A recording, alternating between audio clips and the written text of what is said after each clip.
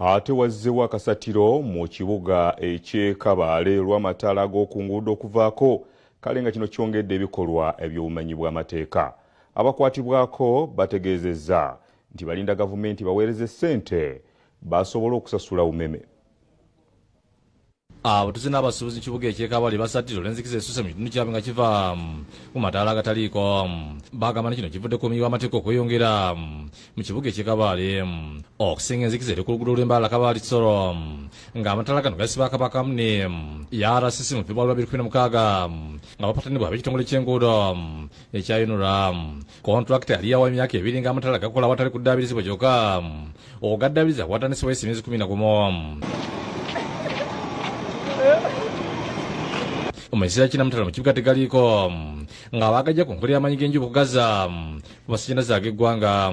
Awo tuzetogeddeko nabalaza okunywa olw'okubeera mu nzikiza ekyongedde obumenyi bw'amateeka. When you're moving around town in Kabale, when you move past 8 or 7, then there is really a lot of darkness, and you know with darkness the criminals must use that advantage. Twamanyirire turamanya ngu twahirwa twabona sora haza w'ekiro turayika turamulika turareba konkati etaraherugireho hibaterera umeme cyo kubanza umeme leta liho. Bategeeza nti kikwase no kuba municipal basirise ng'ekibuga kiri mu kibololo. Amu kuvuza bodaboda e Kabale bagambye nti embeera ebafuukidde ekizibu okuvuga mu budde obw'ekiro kuba byakozesa omukisa guno ne babalisa akakanja. Konga kuba abishazira abashuma baba bingi so bagire kibabigaruze baba barakibasa bitu baba batakibasa baronde ekindi kibaraje kibaratukolera konga bitara bigire bigaruke aho nayabora mu manyara kozesa umugisha gwo kujya ati wamureba atembe piki yecara gukora kikukora utara mu mano kumana yaramumanya. Omwogezi wa polisi mu bintu bibiri ya Kigezi Erimate agamye nabo ng'abakumadde beeraliikirivu olw'ekibuga okubeera mu nzikiza ng'ate basaawo kamera ku nguudo nga zizibwa olw'okukwata abeera beenyigidde bumenyi bw'amateeka. Once there is no lights, they don't operate.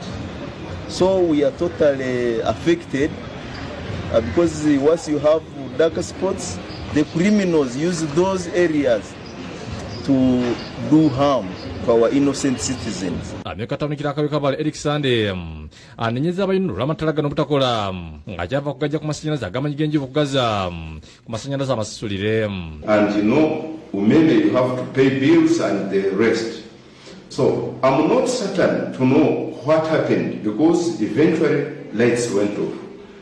The mayor and this office have approached UNRWA to put security lights back, and they are promising that they are going to put them back, but they have not.